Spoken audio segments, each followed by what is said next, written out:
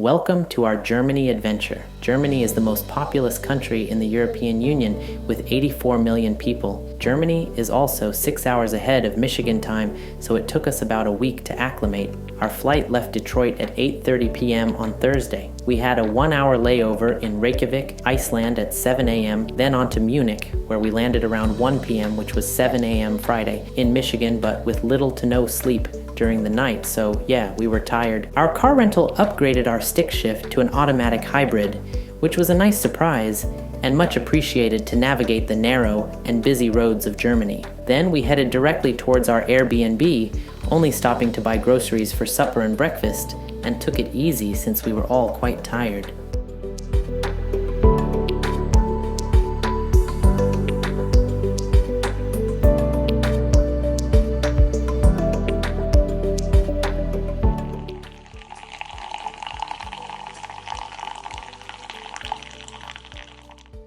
The next morning we drove to Nuremberg. We first checked out St. Sebald Church, a medieval church with construction beginning in 1225 and completed by 1275. The church is one of the most important churches of the city and also one of the oldest. It is located at the Albrecht-Dürer-Platz in front of the old city hall. It takes its name from Sebaldus, an 8th century hermit and missionary and patron saint of Nuremberg. It has been a Lutheran parish church since the Reformation.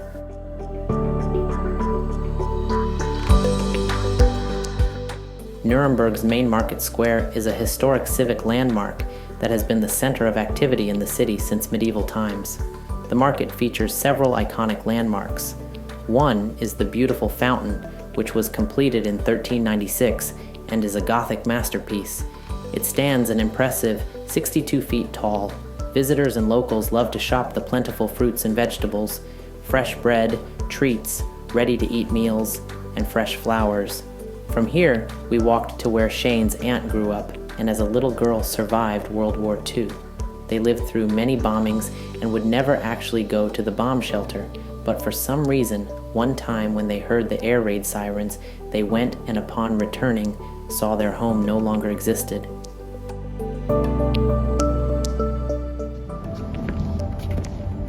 You're not supposed to look at it. No, I was walking up to it. I thought, what is on the road?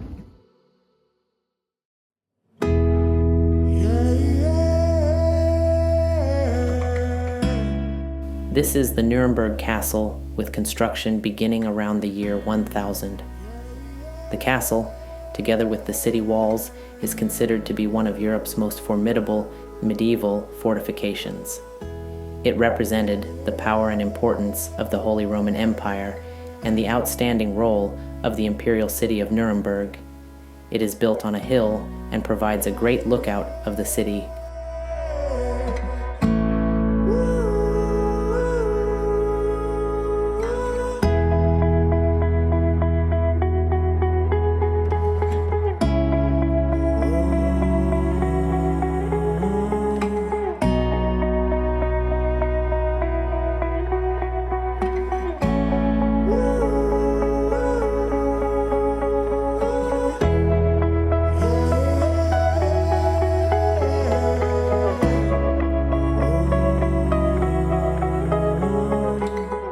Albrecht Dürer was born in Nuremberg, so we walked past his birth house.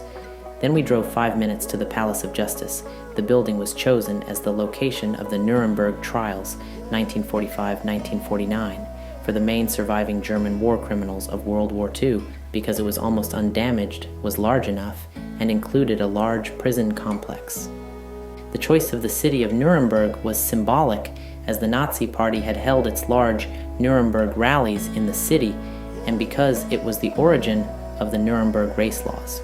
The museum takes up a few rooms of the still functioning courthouse and is filled with many hours worth of audio dialogue, as well as the original room in which the trial took place.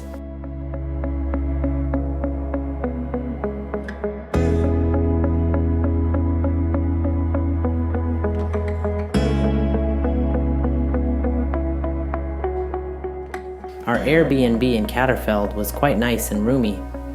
The owner lived downstairs, and we had the entire upstairs apartment with a separate entrance to the outside.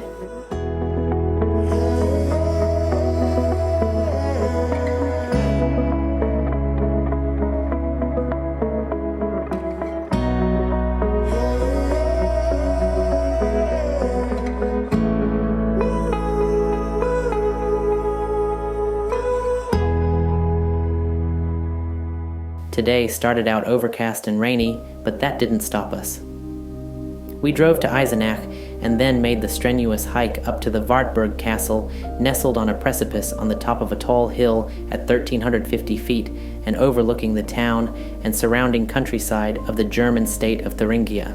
From May 1521 to March 1522, Martin Luther stayed at the castle under the name of Junker Jörg, the Knight George, after he had been taken there for his safety at the request of Frederick the Wise, following his excommunication by Pope Leo X and his refusal to recant at the Diet of Worms. It was during this period that Luther translated the New Testament from ancient Greek into German in just 10 weeks. Luther's was not the first German translation of the Bible, but it quickly became the most well-known and most widely circulated.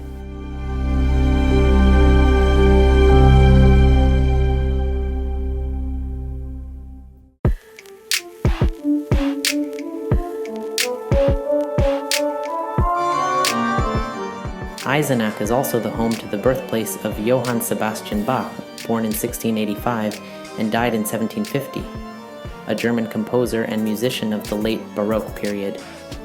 We toured the museum built on and around his birthhouse.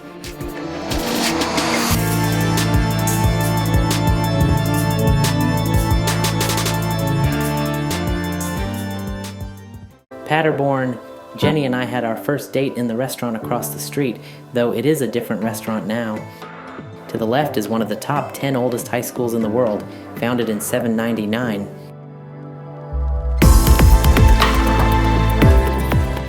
The name of the city derives from the river Pader and Born, an old German term for the source of a river. The Pader River is the shortest river in Germany. Paderborn was founded as a diocese by Charlemagne in 795, although its official history began in 777 when Charlemagne built a castle near the Paderborn Springs. The park downtown by the Pader River is a popular spot in the summer to picnic. Some people will sit their drinks in the river to keep them cool.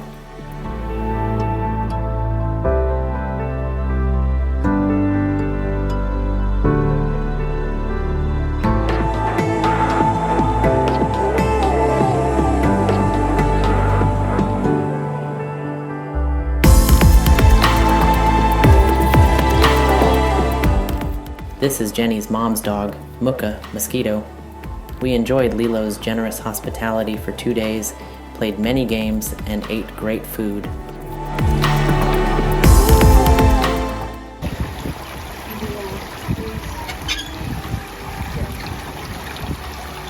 We went to a mall, then walked the shopping street where we saw some Stolperstein, stumbling stones.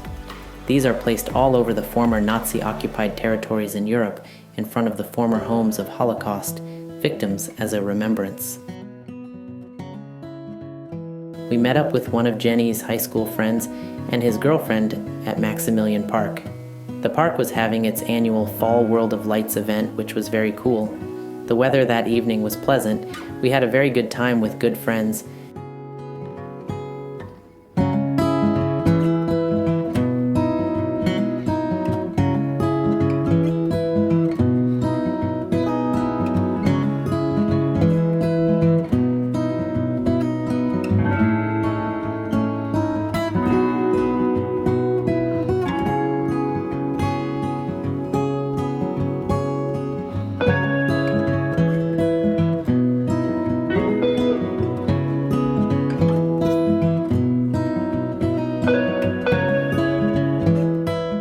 The next day, we went to see Jenny's grandparents, where we ate lunch and had good conversation, then drove the 3 hours to Egmond an See, a small town on the coast of the North Sea.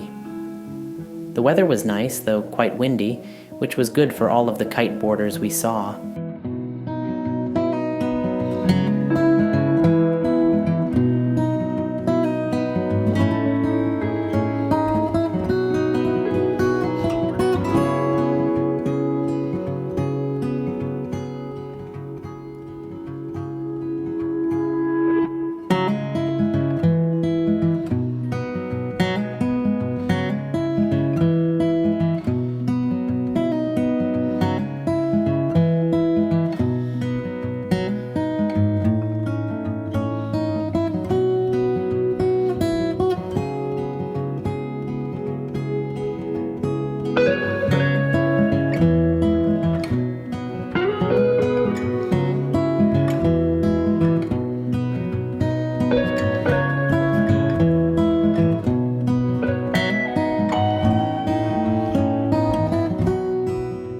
walked up the beach, where we met up with Jesse, and then checked out a Nazi defense bunker in the sand dunes by the beach.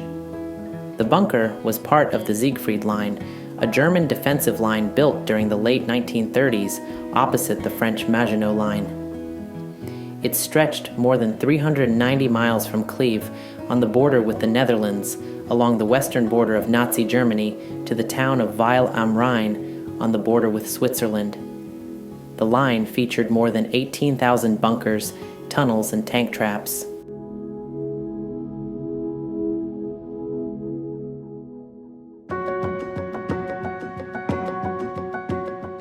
Yum, breakfast!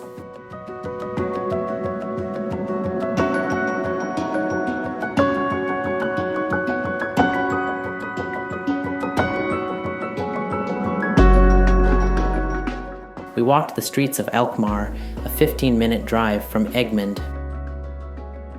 The average height of a Dutch male is 6 feet, whereas the average American male is just 5 feet 9 inches. Given that fact, Shane looked for and found shoes his size.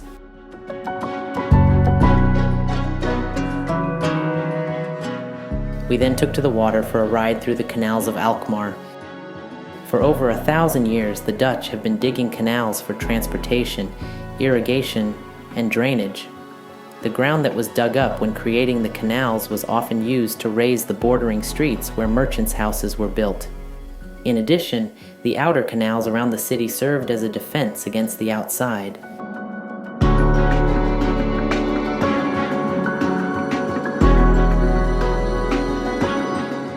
We had to duck for these low bridges quite often.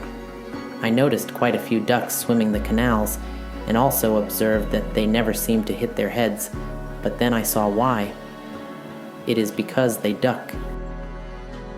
Alkmaar sits only 3 feet above sea level, so, like many other cities in the Netherlands, it is protected by the many sea dikes along the coast.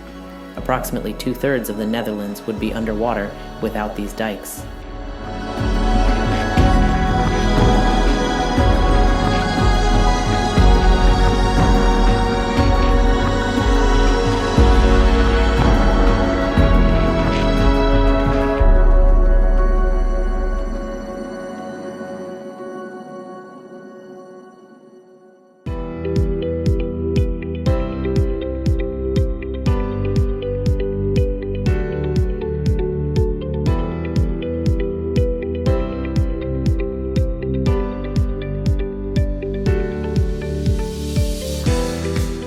After walking more of the non-water streets of Alkmaar and checking out the various shops and landmarks, we worked up an appetite for some Dutch street food, French fries.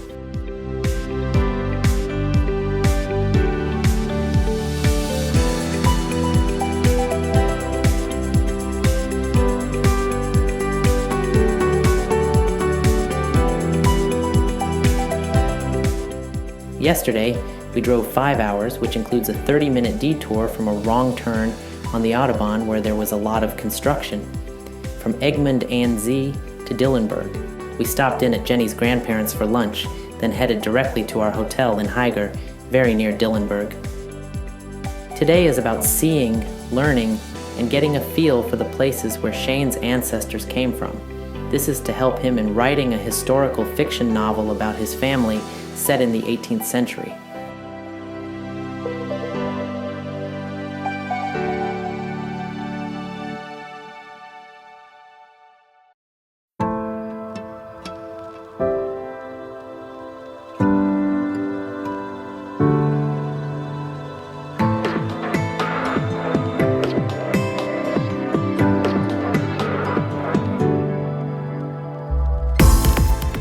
Dillenburg's economy was heavily dependent on mining.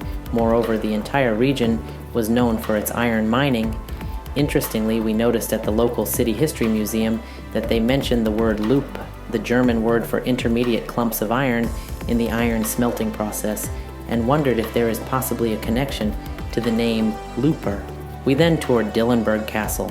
The castle was mostly deconstructed and materials used in other construction projects in 1760 after having suffered damage in the 7 Years' War. The tower there now was built in the ruins in 1872.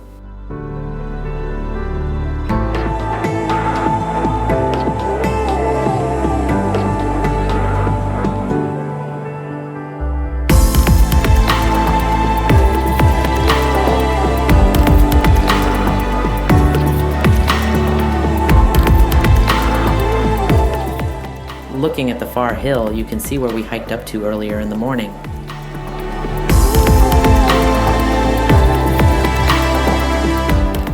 We then drove to Ransbach-Baumbach, where Jenny grew up and lived until she was 15.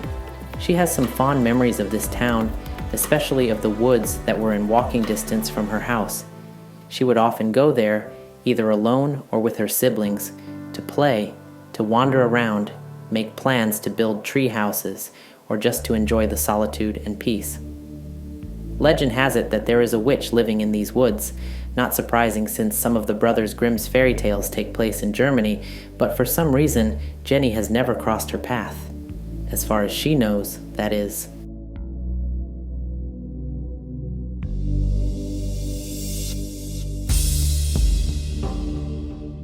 We stopped for a little hike to a waterfall in Rengsdorf. Rengsdorf is a small town with a population of only about 2,000. Shane traced some of his ancestors to this town during their long pilgrimage to the United States.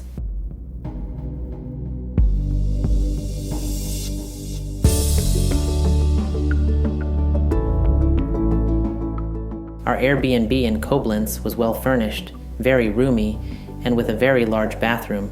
Since it had a stove, we ate chicken cordon bleu, vegetables, and creamed spinach for supper.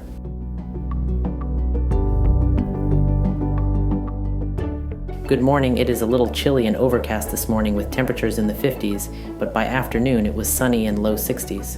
We drove 30 minutes from Koblenz to St. Gor to catch a mid-morning train down to Bingen. The train ride was only about 25 minutes, with the tracks nestled in along the Rhine River. We arrived at Bingen on time and took a leisurely walk from the train station to where our ferry back downstream, north, would launch. This section of the Rhine River is known as the Rhine Gorge and is a 41-mile stretch of the river that has been designated a UNESCO World Heritage Site. It's known for its castles, vineyards, and historic views. The Rhine Gorge, also known as the Middle Rhine Valley, has over 40 castles and fortresses built on hilltops. The castles were mainly built between the 12th and 14th centuries as toll houses and defense strongholds. The Rhine Gorge has been a crossroads of cultures for centuries, serving as a vital trade route and a center of political power. The region is not only dotted with majestic castles, but also charming medieval towns and ancient vineyards, each bearing witness to the rich history of the valley. From the imperial city of Koblenz to the picturesque wine-growing town of Rudesheim, the Rhine Gorge offers an enchanting blend of natural beauty and cultural heritage.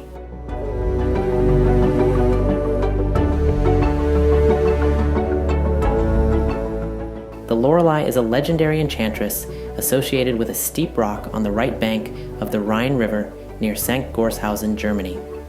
According to legend, the Lorelei's enchanting beauty and mesmerizing singing voice were so powerful that they would lure sailors to their doom, causing their boats to crash on the rocks below.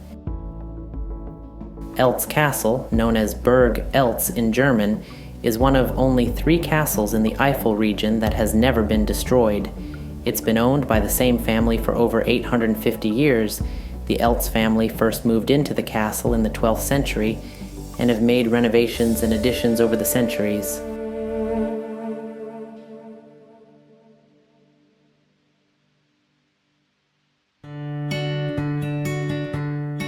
Welcome to Trier, Germany. Our first stop is the Porta Nigra, or Black Gate. The Romans built the Porta Nigra in the 2nd century AD. It's made of large sandstone blocks that weigh up to 6 tons and are held together by iron clamps. The gate is 96 feet high. The city was founded by the Celts in the late 4th century BC as Trevorum and conquered 300 years later by the Romans, who renamed it Augusta Treverorum, the city of Augustus among the Treveri. Trier is considered Germany's oldest city. Adam and Eve. Now, was that supposed to be Jesus or the child? Or a serpent in the child?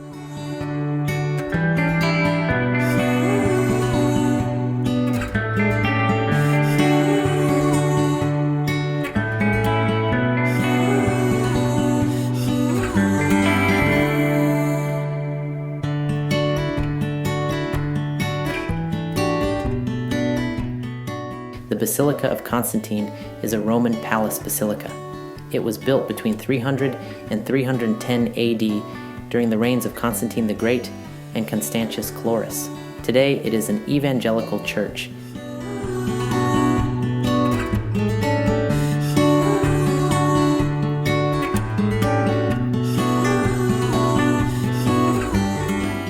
We then toured the oldest church in Germany, the High Cathedral of St. Peter. The cathedral's history dates back 1700 years. It was opened in 1270 and designed by Gottfried Böhm, Johann Georg Judas, and Nikolaus Roseny. The cathedral's primary style is Gothic architecture and is made of Roman brick.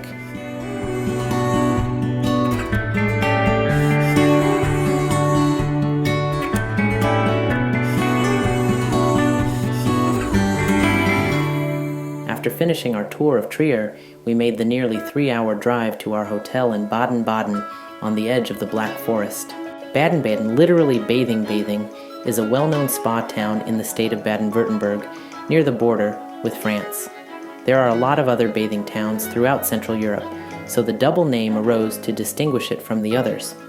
Baden-Baden is known for its hot springs, Germany's largest opera house, and beautiful parks and gardens. We walked the entire length of this downtown park. It was beautiful. The weather was a little chilly, but otherwise very nice. Lichtenthaler Allee is a 1.4-mile park and arboretum. It was originally a path between the town market and Lichtenthal Monastery in 1655. It was designed in the mid-19th century. The park features fountains, sculptures, and greenery, a lot of it, about 300 types of native and exotic woody plants, including alders, azaleas, chestnuts, ginkgos, limes, magnolias, maples, oaks, and sycamores.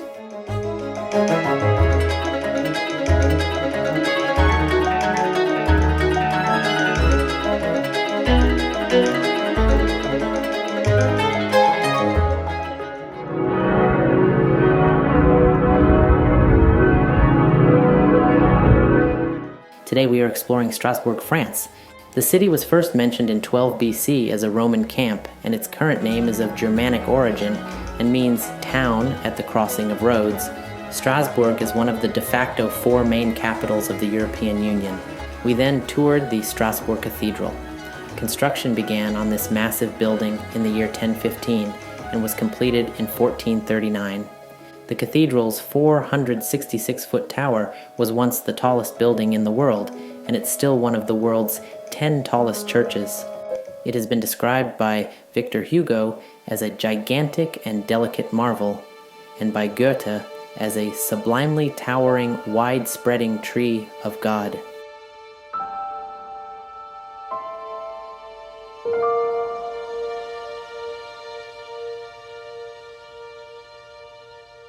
We sat in on a short service at the Protestant Church of St. Thomas, the Apostle Thomas.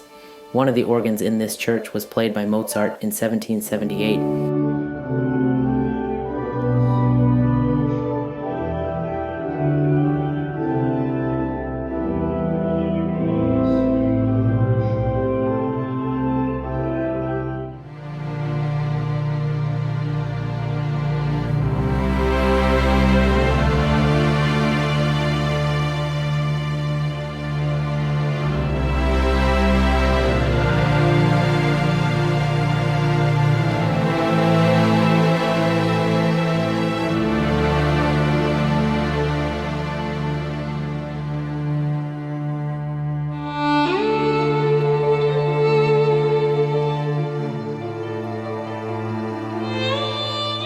The next day we visited the Black Forest Open Air Museum.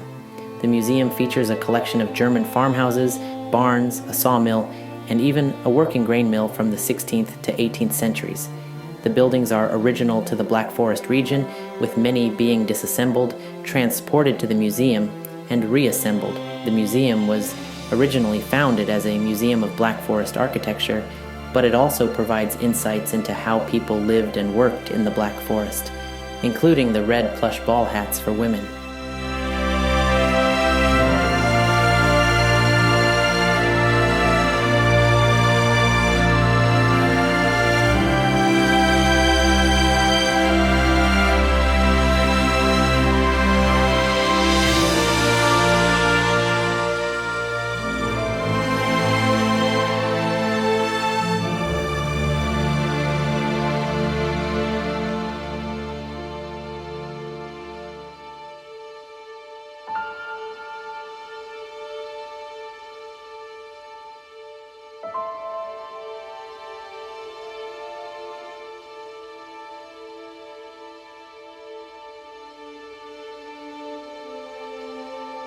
We drove to Triberg, another small Black Forest town famous for its cuckoo clocks.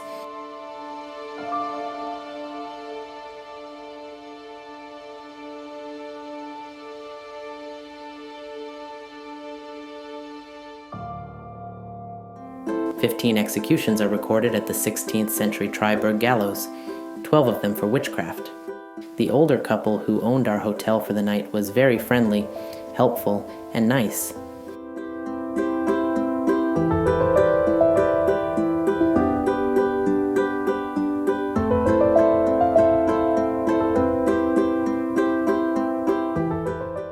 They showed us this nice walking path through a park that took us to a restaurant they recommended for supper.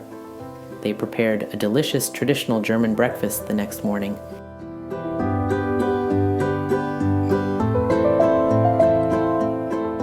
Good morning and welcome to Blaubeeren.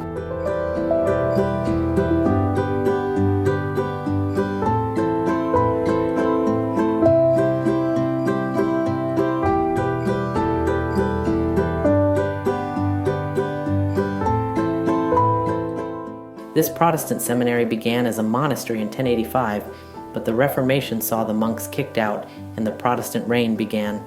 The Blautopf, German for blue pot, is a spring that serves as the source of the river Blau. Numerous legends and folktales refer to the Blautopf. Its characteristic color was explained by the account that every day someone would pour a vat of ink into the Blautopf. But in reality, the water's peculiarly blue color, varying in intensity depending on weather and flow, is the result of physical properties of the nanoscale limestone particles densely distributed in the water.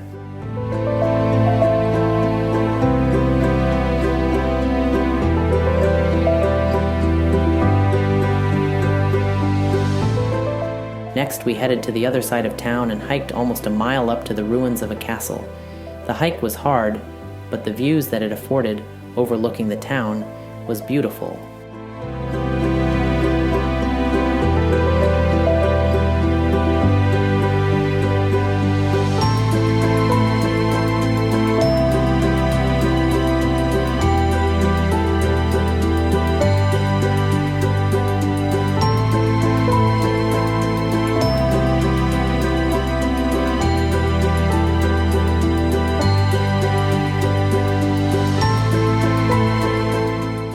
Our final stop of the day near our hotel was touring the massive cathedral in Ulm. Shane found socks his size at a store right next to the cathedral to go with the shoes he found in the Netherlands. The city was founded in 850 and has a population of 126,000. The Ulm Cathedral has the tallest steeple in the world at 529 feet high. Ulm is also the birthplace of Albert Einstein. Dachau concentration camp, located just outside of Munich, Germany, was the first concentration camp opened in Nazi Germany. It served as a prototype for the horrific network of camps that would follow, and it is estimated that over 41,500 people died within its walls.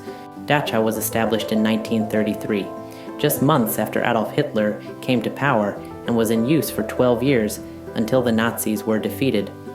It was initially intended to hold political prisoners, but it soon became a place where Jews, Roma, homosexuals, and other groups deemed undesirable by the Nazis were sent. Conditions at Dachau were horrific. Prisoners were housed in overcrowded barracks, often with no sanitation or privacy. The camp was built to house 6,000 inmates, but by April 1945, that number swelled to over 67,000. They were forced to work long hours in slave labor conditions, and they were subjected to beatings, torture, and medical experiments. Dachau was liberated by American forces in April 1945. The horrors of the camp were exposed to the world, and it became a symbol of the brutality of the Nazi regime.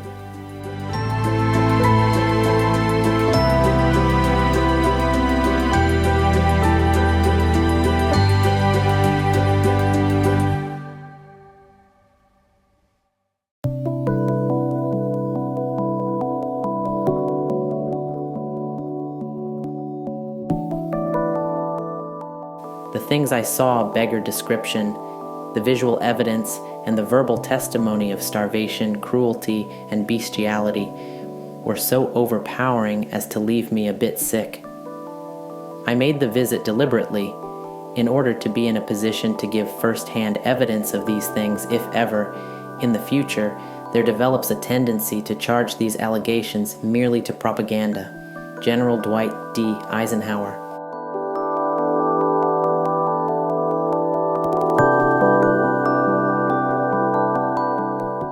We had one last delicious bakery visit before leaving Germany. We arrived at the airport in plenty of time the next morning, with only one quick detour when I pulled into the wrong parking garage to return our rental. As we were heading for the Iceland Air check-in, we received a text message from them saying that our flight had been canceled, and then a few minutes later another message saying that we had been rebooked on a flight to Chicago 1 hour later than our original flight. Our flight was then held at the gate for another 45-minute delay because of too much air traffic over Europe. We arrived back in Coldwater around 11 p.m., quite tired. Thank you for watching and taking this video journey with us.